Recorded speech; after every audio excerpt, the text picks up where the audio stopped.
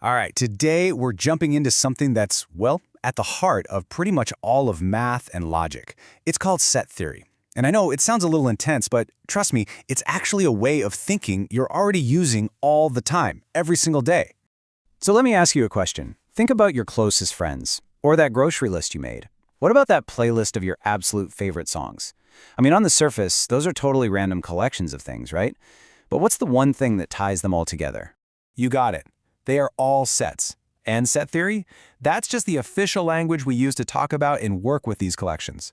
Seriously, getting a handle on this is like unlocking a new skill for how you think, a way to bring perfect clarity to how you organize pretty much anything. So, let's get into it. Here's our game plan.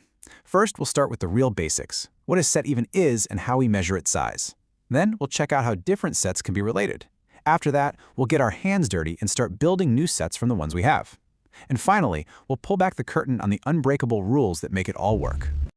Okay, first things first. Before we can do any of the really cool stuff, we have to make sure we're all on the same page about what a set actually is. So, a set is really just a bag of stuff. But, and this is important, there are two super simple rules. Rule number one, the order doesn't matter one bit. A set with cat, dog, fish is the exact same as a set with fish, cat, dog. It's a jumble, not a lineup. Rule number two, everything inside has to be unique. No duplicates. You can't have two of the exact same cat in a set. It's just one cat. Now, to keep this from getting too abstract, we're going to use these two simple sets for our entire journey. Let's call them our buddies. Set A has the colors red, yellow, and blue. Set B has yellow and green. Just keep these two in the back of your mind as we move forward. So, you've got a set. A pretty natural next question is, well, how big is it? In the world of set theory, that simple idea of size gets a fancy name, cardinality. It's literally just the number of unique things in the set. That's all it is. So let's look back at our friend set A. We've got red, yellow, and blue. How many items is that? 1, 2, 3. Yep. So we say the cardinality of set A is 3. It's as easy as counting. Okay, but what if a set has nothing in it? Is that even allowed? You bet it is, and it's actually super important. It's called the empty set. For instance, the set of all even prime numbers bigger than 2, it's empty. There aren't any. And its cardinality is, no surprise here, 0. Okay, so we know what a set is and how to size it up. Now we get to the really interesting part, exploring the ways that different sets can interact with each other. Sometimes, one set can live completely inside another one, kind of like a Russian nesting doll. If every single item in set A is also found in set B, then we call A a subset of B. And you can just flip that relationship around. If B contains all of A, then B is a superset of A. It's really just two ways of saying the same thing. Now, let's zoom in on a small but critical detail.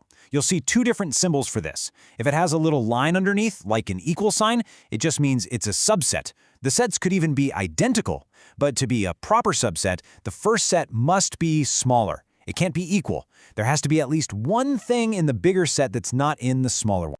All right, now it's time to be creative. This is where we stop just looking at sets and we start doing things with them, smashing them together, finding where they overlap, or seeing what makes them unique. Let's build some brand new sets. Let's start with something called the difference. The set A minus B is exactly what it sounds like. You start with everything in set A, then you look at set B and remove any items that are also there. So, with our examples, we start with A, red, yellow, blue. We see that B has yellow, green. The only thing they have in common is yellow. So we pluck that out of A, and what's left? Just red and blue. That's the difference. Now, for some of these operations, we need to define our playing field. We need boundaries. This is called the universal set. Think of it as the big box that contains every single thing we could possibly talk about for a particular problem.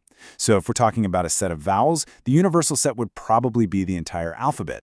And once you have that idea of universe, this next concept, the complement, makes perfect sense. The complement of a set is just everything else.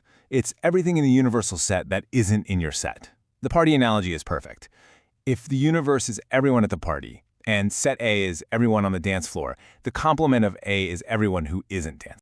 So we've seen what sets are and what we can do with them. But here's the thing. This isn't the Wild West. You can't just do anything you want. There are these elegant, unbreakable rules that govern how everything works.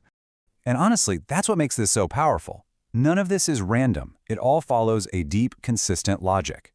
It's a lot like the rules of algebra you probably learned in school. You know how A plus B is always the same as B plus A? Well, set theory has its own fundamental laws that are always true no matter what. Now here are a few of the heavy hitters. The commutative law just says order doesn't matter when you combine sets. Associative says the grouping doesn't matter when you combine 3 or more. But then you get to De Morgan's laws. And these are just fascinating. They show this incredible, almost magical link between combining sets, finding their overlaps, and looking at their opposites. Let's actually take one of these apart to see how it works. It looks a little scary with all the symbols, but let's translate it into English. It says that everything that's not in the shared part of A and B is the exact same thing as everything that's not in A combined with everything that's not in B. Let's see if that's really true. A picture is worth 1,000 words here. Let's build the left side of the equation. First, we find the intersection, that little overlap between A and B. The law wants the complement, so we shade everything except for that middle part. Got it? Okay, now let's build the right side, a totally different way. First, shade everything that is not in A. Then, on top of that, shade everything that is not in B. We combine all the shaded parts and bam! Look at that, it's the exact same picture. It's a perfect visual proof of this beautiful, elegant rule. So, after all that, what are the big things to remember? 1. Sets are the absolute bedrock for organizing information in a logical way. 2. Those Venn diagrams are more than just school doodles. They are seriously powerful tools for making these ideas click. And 3. All these operations follow unbreakable rules that form the very foundation of logical thinking. And I want to be really clear, this isn't just a fun math puzzle. This quote here absolutely nails it. Whether you're trying to write code, analyze data, or tackle any kind of complex problem, this language of sets is a fundamental tool. It's the grammar of logic. So I'll leave you with a challenge. Now that you have this new lens to see the world, where do you see this stuff in action? How you organize your computer files, the way your music app suggests what to listen to next. The logic of sets is absolutely everywhere once you know what you're looking for.